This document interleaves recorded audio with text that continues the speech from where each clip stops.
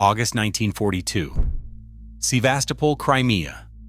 A German sniper has been terrorizing Soviet positions for 3 days. He has killed 16 Red Army soldiers. Soviet commanders have sent 7 snipers to eliminate him. All 7 are dead. The Germans believe this sniper is invincible. They are wrong. A 25-year-old Ukrainian woman named Lyudmila Pavlichenko has been watching his position for 8 hours without moving. She has identified his shooting location by analyzing the angle of wounds on his victims. She has calculated his routine. She knows he fires from 3 different positions in a predictable rotation. When he moves to his 3rd position, Pavlichenko takes the shot. 1 bullet. The German sniper is dead before he hears the sound. This is her 187th confirmed kill. She will kill 122 more before her 26th birthday. But the Germans hunting her have no idea that the sniper destroying their forces is a woman. And when they find out, they will dedicate entire units to killing her specifically. The problem facing the Soviet Union in 1941 was not a lack of soldiers. After Germany invaded, millions of Soviet citizens rushed to defend their homeland. The problem was that the Red Army was being destroyed faster than it could replace losses. German forces were advancing hundreds of miles per week.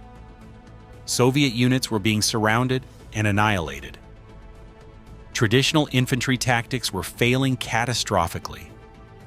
The Soviets needed weapons that could kill German soldiers without requiring the massive resources of tanks, artillery, or aircraft. They needed soldiers who could operate independently behind enemy lines. They needed snipers who could demoralize German units by killing officers and specialists. And they needed these snipers immediately. The Soviet military had always been conservative about women in combat roles, but by late 1941, the situation was desperate enough that ideology no longer mattered.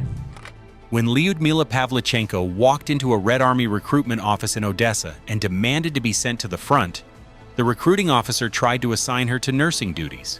Pavlichenko showed him her marksmanship certification from the Oso shooting club. She had been shooting competitively since 14. The officer sent her to sniper training. The instructors assumed she would fail. They were catastrophically wrong. Pavlichenko's challenge was different from male snipers. She needed to prove that a woman could survive in forward positions where German patrols operated constantly. She needed to demonstrate that she could remain motionless for hours in conditions that caused frostbite and heat stroke. She needed to kill at distances where a single miscalculation meant death. And she needed to do all of this while male soldiers doubted her capability, and German soldiers would torture her to death if captured. Pavlichenko solved these problems through discipline that bordered on inhuman. Her first 2 kills came in August 1941 near Belyayevka. 2 Romanian soldiers advanced toward Soviet lines. Pavlichenko was positioned in a forward observation post. She fired twice, and both soldiers dropped. Her company commander demanded confirmation. Pavlichenko led a patrol forward to the bodies and retrieved their identification papers. The commander stopped questioning her after that. Pavlichenko's reputation grew with terrifying speed. At Odessa, she killed 187 enemy soldiers in 2.5 months. Her technique was methodical. She studied German patrol patterns for days before taking a shot. She never fired from the same position twice. She aimed exclusively for headshots because body armor could stop chest shots. She worked in pairs with a spotter, usually another woman, who would confirm kills and watch for counterfire. The Germans started calling the area around Odessa the Valley of Death because their soldiers kept dying without seeing the shooter. Soviet propaganda officers began writing about Pavlichenko in newspapers. They called her Lady Death. The nickname spread through both armies. German commanders offered rewards for information about the sniper killing their men. When they discovered the sniper was a woman, they were humiliated. German propaganda broadcasts specifically targeted Pavlichenko. They offered her luxury items and officer status if she defected. When she ignored these offers, the broadcasts turned threatening. German snipers were ordered to hunt her specifically. But the action that would define Pavlichenko's reputation came during the siege of Sevastopol in 1942. Soviet forces had retreated to the Crimean port and were surrounded by German and Romanian armies. The siege lasted 250 days. During this time, Pavlichenko operated in the most dangerous forward positions, often within 200 yards of German lines. Her mission was to eliminate German officers, artillery spotters, and enemy snipers. She killed 122 German soldiers during the Sevastopol siege. 36 of these kills were enemy snipers. These were not random soldiers. These were trained marksmen who were actively hunting her. Each sniper duel was a chess match that could last days. Pavlichenko would identify an enemy sniper by his kills. She would analyze wound patterns to determine his position. Then she would wait, sometimes for hours, sometimes for days. The German sniper would eventually make a mistake, a shadow out of place, a glint of light on a scope, movement when he thought no one was watching. Pavlichenko never made these mistakes, and when the German sniper revealed himself, she killed him. The specifications of what Pavlichenko achieved seem statistically impossible for any soldier, regardless of gender. 309 confirmed kills, 75% were headshots, 36 enemy snipers eliminated, 2.5 years of frontline combat. She had never been wounded until a mortar shell hit her position in June 1942. Even that wound did not kill her. Shrapnel tore into her face and body. Soviet medics evacuated her from Sevastopol before the city fell. She spent months recovering in hospitals. Soviet leadership decided she was too valuable to risk losing. They pulled her from combat and sent her on a propaganda tour. Pavlichenko hated this assignment.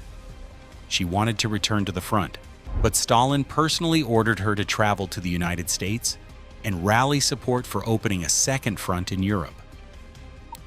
Pavlichenko arrived in the United States in August 1942. She was 25 years old. She spoke limited English. She had killed 309 German and Romanian soldiers. American journalists treated her like a curiosity. They asked about her appearance. They asked if she wore makeup in combat. They asked why Soviet women could not dress more femininely. Her patience lasted exactly one press conference. At the International Student Assembly in Washington, she delivered a speech that shocked the American audience.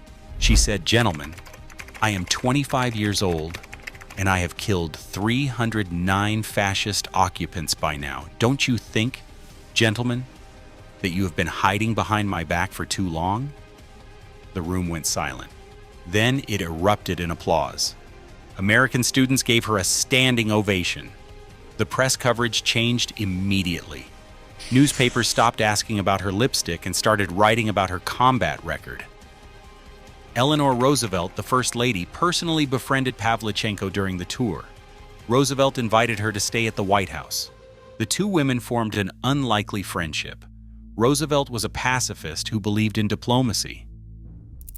Pavlichenko was a soldier who had killed more than 300 men, but they found common ground in their determination to defeat fascism.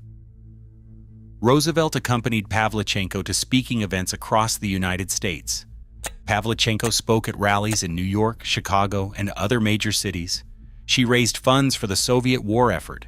She challenged American audiences to stop debating and start fighting. Her message was simple. Soviet women were dying to defend civilization while American men were still deciding whether to help.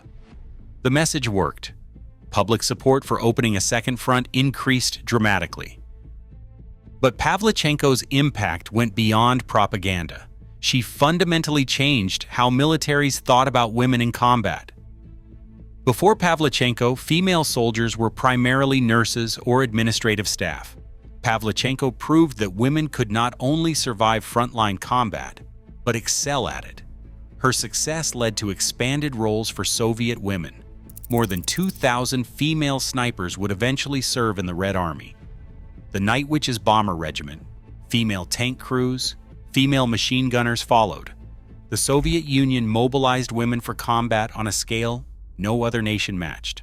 Pavlichenko had kicked the door open. The question that American journalists asked most often was simple: how could a woman kill so many men? The question infuriated Pavlichenko.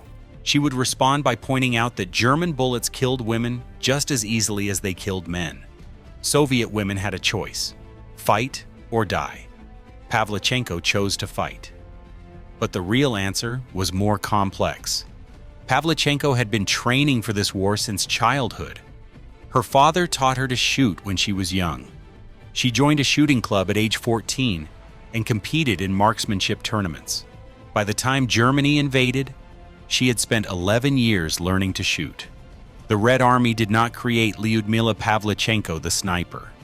Soviet shooting clubs had already done that. The army simply gave her targets that shot back. But there was a cost that Pavlichenko never discussed publicly. Sniping required watching targets through a scope for hours before killing them. She saw their faces, she learned their patterns. Then she killed them 309 times. The psychological toll was devastating. After the war, she became a historian and taught at Kiev University. She lived quietly, but the nightmares never stopped. Fellow snipers said she would wake up screaming.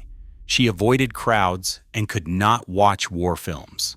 On October 10, 1974, Lyudmila Pavlichenko died of a stroke at age 58. The Soviet government buried her with military honors in Moscow. Thousands attended her funeral, many of them veterans and women she had inspired. The visitors struggled to reconcile the quiet historian with the lethal sniper who had killed 309 enemy soldiers before her 26th birthday. But Pavlichenko would have seen no contradiction. She had defended her homeland when it faced annihilation. She had proven that courage and lethality had nothing to do with gender. A comparison with other snipers tells Pavlichenko's story clearly. Vasily Zaitsev, the famous Soviet sniper portrayed in the film Enemy at the Gates, killed 225 enemy soldiers. Finnish sniper Simo Haiha killed 542. American sniper Chris Kyle killed 160. Pavlichenko killed 309 confirmed, possibly more unconfirmed. She was one of the deadliest snipers of the war, and she did it while facing discrimination that male snipers never encountered. There was one significant limitation to Pavlichenko's approach. The tactics she used required accepting risks that eventually would have gotten her killed. The forward positions she occupied were constantly under fire. The sniper duels she fought put her in direct competition with trained killers actively hunting her. She survived 2.5 years of this. Most snipers survived weeks or months. The shrapnel wound that ended her combat career probably saved her life. If she had stayed on the front lines, the odds would have caught up with her. But the war ended before that happened. Pavlichenko lived another 32 years after the war. She taught history. She raised her son. She received letters from veterans who credited her with inspiring them. Folk singer Woody Guthrie wrote a song about her called Miss Pavlichenko. Eleanor Roosevelt stayed in touch with her until Roosevelt died in 1962. When the Soviet Union collapsed in 1991, Pavlichenko had already been dead for 17 years. She never saw her country disappear. Perhaps that was a mercy. The woman who had killed 309 men to defend the Soviet Union did not have to watch it fall apart, but her legacy survived. Female soldiers in modern militaries point to Pavlichenko when people question whether women belong in combat. She proved the answer 80 years ago. The deadly Soviet sniper who killed 309 Nazis before age 26 did not just defend her country. She changed what was possible. That was Soviet determination. That was Lyudmila Pavlichenko.